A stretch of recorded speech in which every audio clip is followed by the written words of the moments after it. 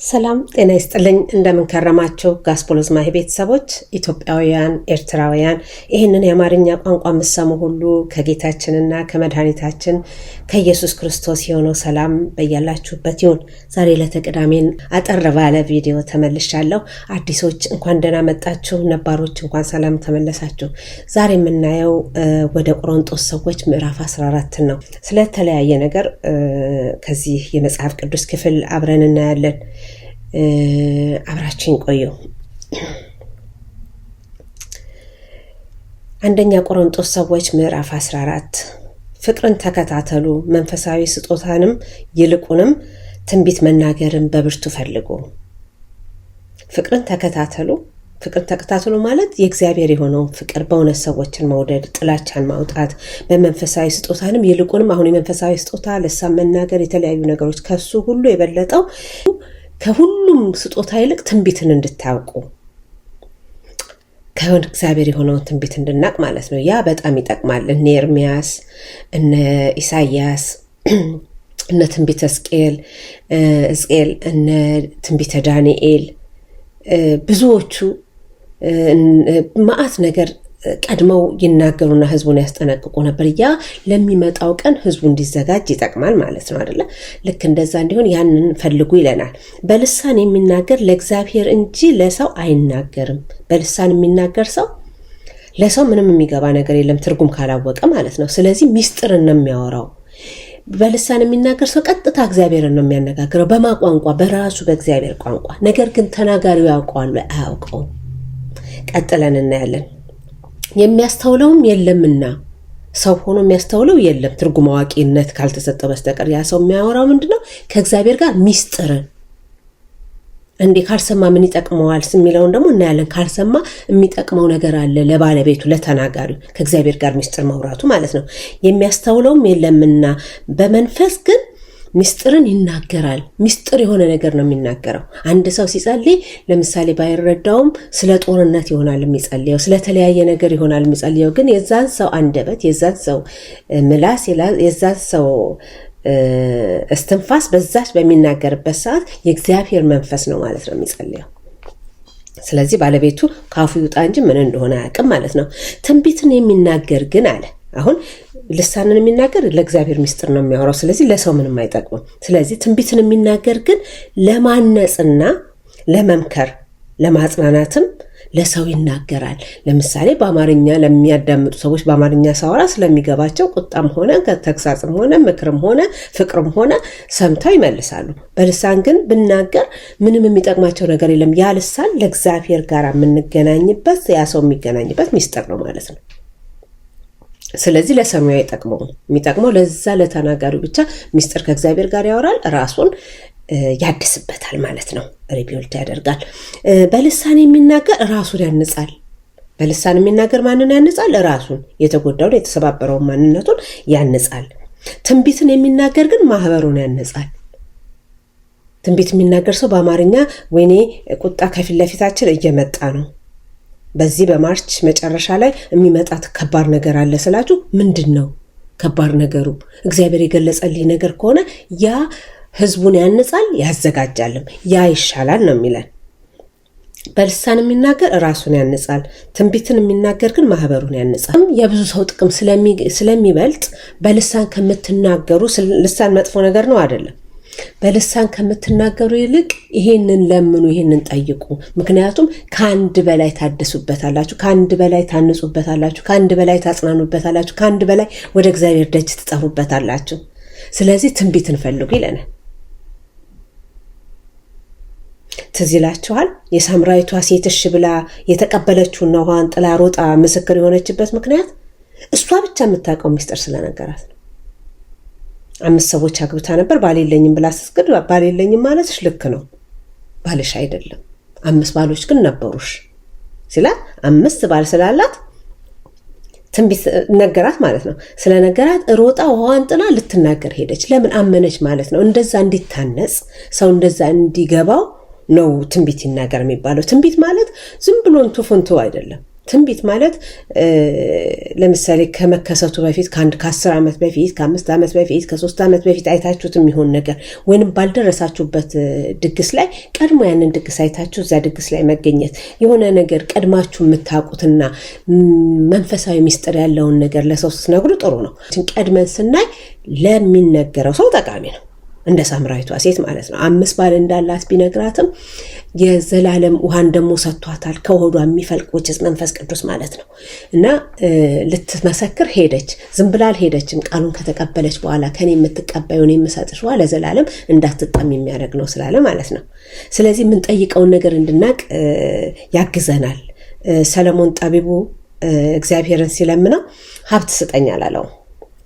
በኃላፊነት ህዝብ ስለተሰጠው ይሄ ሁሉ ህዝብ ምንድነው የማደርገው? ስለዚህ አንድ ነገር ያስፈልገኛል ብሎ አሰበ። ምን ያስፈልገው ነበር? በዛ ሰዓት የእግዚአብሔር የሆነ ጥበብ ያስፈልገው ነበር። ህዝብህን አስተዳድር ዘንድ እኔ ተጠቀም ዘንድ አይደለም፣ ህዝብህን አስተዳድር ዘንድ ካንተ የሆነውን ጥበብ ስጠኝ ሲል ከዓለም ሁሉ ሀብታምና በዓለም ደረጃ እንደሱ ጥበበኛ ሰው አልተሰጠም። በእግዚአብሔርም የታደለ ሰው አልነበረም። ለምን? የጠየቀው የእግዚአብሔርን ፍጥሮች እግዚአብሔር በራሱ መልክ የሰራቸውን ሰዎች እንዴት እንደሚያስተዳድር ጥበብን የጠየቀው። የሚያስተምረን ጳውሎስ እንዴት አድርገን እግዚአብሔርን ምን መጠየቅ እንዳለብን ከምኑ ምን ይሻላል የሚለውን። ያ ብቻውን ልሳን የሚናገር ሰው በጣም ለራሱ ይጠቀማል፣ እግዚአብሔርን ያናግራል። እግዚአብሔርን ከማናገር በላይ በቋንቋ ጠቃሚ ነገር ይኖራል ብዬ አላስብም።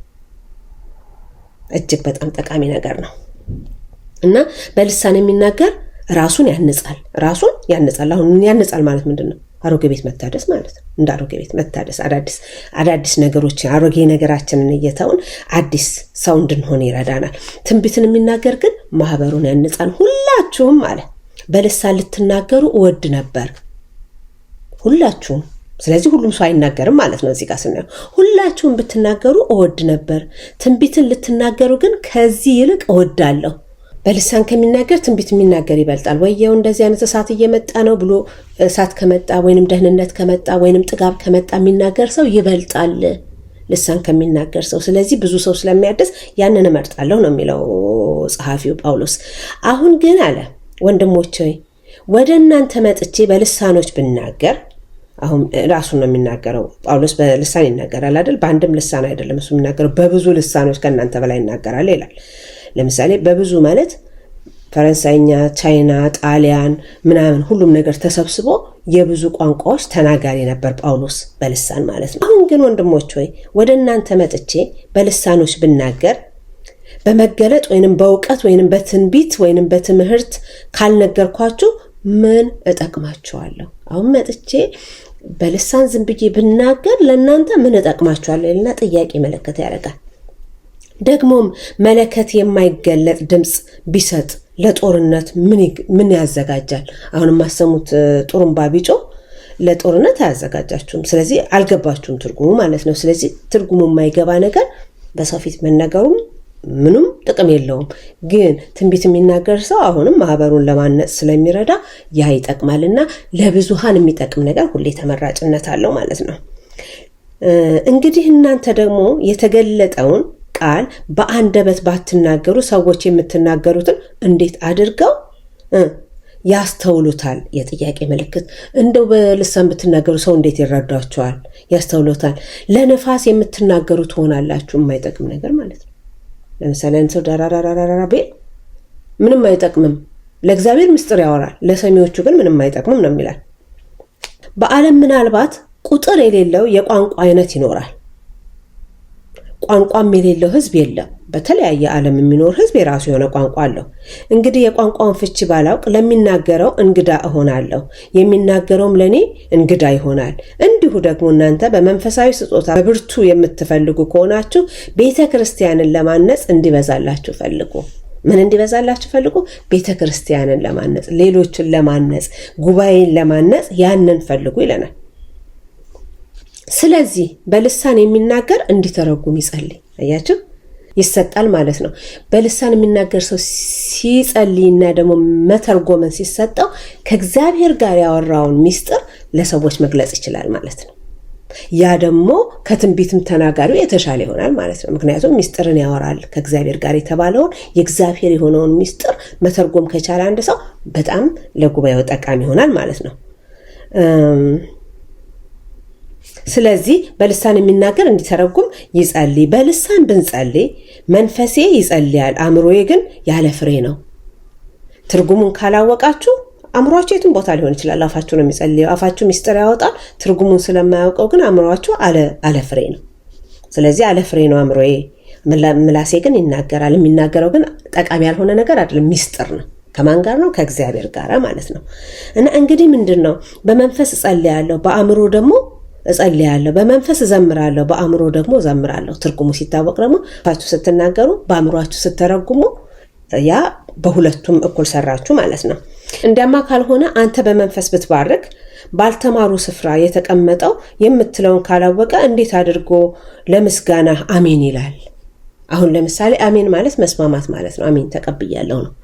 በልሳን እየጮኩኝ ብናገር ትርጉሙን ካልገባችሁ አሜን እንዴት ትላላችሁ? እንዴት አድርጎ አሜን ይላችኋል ነው የሚለው ጳውሎስ። አንተማ መልካም ታመሰግናለህ። ልሳን ተናጋሪው አንተማ መልካም ታመሰግናለህ፣ ቀጥታ ከእግዚአብሔር ጋር ያለ ግንኙነት ስለሆነ አንተማ መልካም ታመሰግናለህ። ለሌላው ግን አይታነጽበትም። ለዚህ ነው ምንም ጥቅም የለውም በጉባኤ መሃል በልሳን መናገር ማለት ነው። አይታነጽበትም። ከሁላችሁ ይልቅ አለ ከሁላችሁ ይልቅ በልሳኖች እናገራለሁ። በአንድ አይደለም፣ በልሳኖች በብዙ ልሳኖች ማለት ነው። ልሳኖች እናገራለሁና እግዚአብሔርን አመሰግናለሁ። ስለዚህ እግዚአብሔርን ያመሰግነዋል በብዙ ልሳኖች ስለሚናገር። ልሳን ማለት ሰይጣን የማይሰማው ቋንቋ ማለት ነው። ሰይጣን ሊሰማው የማይችል አመሰግነዋለሁ። ነገር ግን ሌሎች ደግሞ አስተምር ዘንድ በማህበር 1000 ቃላት በልሳን ከምናገር ይልቅ 5 ቃላት በአእምሮ ልናገር እወዳለሁ። ሊሰሙት በሚችሉት ሊረዱት በሚችሉት ትርጉም በማያስፈልገው በቋንቋቸው በአማርኛም ሆነ በእንግሊዘኛ በተሰጠኝ ባለሁበት ኮሚኒቲ በቋንቋቸው ብናገር እመርጣለሁ። በአእምሮ ልናገር እወዳለሁ። እንግዲያስ በልሳኖች መናገር ለማያምኑ ምልክት ነው። በልሳኖች መናገር ለማያምኑ ምልክት ነው። ለማያምኑ ምልክት የሚሆንበት ራሱ በልሳን ሰው ሲናገር በትግርኛ መናገር ከሆነ በትግርኛ ከሰማሁ፣ ሌላዋ በኦሮምኛ ከሰማች፣ ሌላዋ በአማርኛ ከሰማች ለማመን ይሆናታል። ሴትዮ ኦሮሞ አይደለችም፣ ሴትዮ ትግሬ አይደለችም፣ ሴትዮ እንዲህ አይደለችም ብላ ለማመን ይጠቅማቸዋል እንጂ ለሌላ ነገር አይጠቅምም። ለማያምኑ ሰዎች ማለት ነው። ለማያምኑ ሰዎች ይጠቅማል። በልሳን ቢናገሩና ያልተማሩ ወይንም የማያምኑ ሰዎች ቢገቡ አብደዋል አይሉም ወይ? ትዝብታና ተርፍም ወይ? የሚሰማ በሌለበት አስተርጓሚ በሌለበት በልሳን ብንጮ እውቀት የሌላቸው ስለ ልሳን ምን እንደሆነ ልሳን ማለት ቋንቋ ማለት ነው። እውቀት የሌላቸው ሰዎች ቢያውን አብደዋል አይሉም ወይ? ምክንያቱም ከዛ ላይ ጠቃሚ ነገር ስለማያገኙ ማለት ነው። ሁሉ ትንቢትን ቢናገር ግን የማያምን ወይንም ያልተማረ ቢገባ በሁሉ ይወቀሳል። ወቀሳም ከሆነ ይወቀሳል፣ መከበርም ከሆነ ይከበራል፣ ንስሐም እንዲገባ ከሆነ ሁሉንም ይወቀስበታል። በሁሉም ይመራመራል። በተነገረው ነገር ይሄ ነገር እኔንም የሚመለከተኝ ነው ወይ ይላል። በልቡም የተሰወረ ይገለጣል። እንዲሁም እግዚአብሔር በእውነት በመካከላቸው ነው ብሎ የተናገረውን በፊቱ ወድቆ ለእግዚአብሔር ይሰግዳል። የተደበቀውን ነገራችሁን ሲነግራችሁ በለጡ በዚህ በኩል አለፉ ወይንም ቀይ ቀሚስ ለብሰዋል ዛሬ ሳይሆን የተደበቀውን እናንተ ብቻ የምታውቁትን ነገር ሲነግራችሁ የእግዚአብሔር ሰው ወይንም ያቺ የእግዚአብሔር ሴት ለእግዚአብሔር እንድትገዙ ትሆናላችሁ። እግዚአብሔር እንደተመለከታችሁ ታያላችሁ። ምክንያቱም ያችን ሚስጥራችሁን እናንተ ብቻ ናችሁ የምታውቋት። ልክ 5 ባላለሽ እንዳላት ኢየሱስ ክርስቶስ አንድ ሰው ይህን ያህል ነገር አለሽ ወይም እንዲያድርገሻል ቢላችሁ ለንስሐ ይጠቅማል። ለእግዚአብሔር ልትንበረከኩ ይገዛቸዋል ማለት ነው። እንግዲህ ወንድሞች ሆይ ምንድነው ይልና ጥያቄ ምልክት ያደርጋል። በምትሰበሰቡበት ጊዜ ለእያንዳንዱ መዝሙር አለው፣ ለእያንዳንዱ መዝሙር አለው፣ ትምህርት አለው፣ መግለጥ አለው፣ በልሳን መናገር አለው፣ መተርጎም አለው። ሁሉ ለማነጽ ይሁን። ምን ይሁን? ሁሉ ለማነጽ ይሁን። የልሳን መተርጎም የተሰጠውም፣ ልሳን መናገር የተሰጠውም፣ መዘመር የተሰጠውም፣ መገለጥ የተሰጠውም፣ ትንቢትም የተነገረው ለማነጽ የእግዚአብሔርን የክርስቶስን አካሎች ለማነጽ ይሁን ይላል። በልሳን የሚናገር ቢኖር 2 ወይንም ቢበዛ 3 ሆኖ በተራቸው ይናገሩ፣ አንዱም ይተርጉም። ሁሉም ቢናገሩ ተራ በተራ ይናገሩ፣ አንዱ ግን አስተርጓሚ ይሁን፣ አንዱ ያስተርጉም። ለምን? ሰው በጸጥታ እንዲያዳምጥ ማለት ነው። የሚተረጉም ባይኖር ማንም በማህበር መካከል ዝም ይበልና ለራሱና ለእግዚአብሔር ይናገር። ምን ያደርግ? ለራሱና ለእግዚአብሔር እንደ ምስጢርነቱ ይናገር እንጂ እንዳይናገር ዝም ይበል። ምክንያቱም ያም ሰው ልሳን ሲናገር አስተርጓሚ ከሌለ ጠቀሜታ ስለሌለ ማለት ነው። ሁሉም እንዲማሩ፣ ሁሉም እንዲመከሩ፣ ሁላችሁ በእያንዳንዳችሁ ትንቢት ልትናገሩ ትችላላችሁ።